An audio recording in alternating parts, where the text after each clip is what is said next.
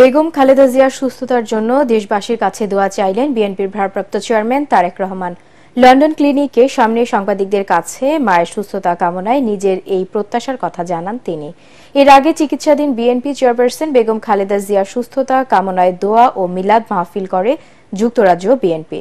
লন্ডনের ব্রিকলেন মসজিদে এই দোয়া মাহফিলের আয়োজন করা হয়।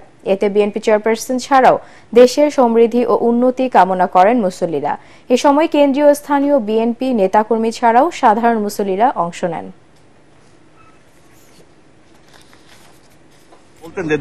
আমরা তো সাংবাদিকরা এখানে অনেকদিন ধরে অপেক্ষা করতেছি। হ্যাঁ, যদি আপনার মায়ের জন্য কিছু বলতেন যে দেশবাসী জানতে চাই, হ্যাঁ বিষয়টাকে যদি আপনি একটু যদি আমাদের কাছে বলতে, আমরা তো চাই যে আপনার একটু কথা বলেন মিডিয়ার সামনে।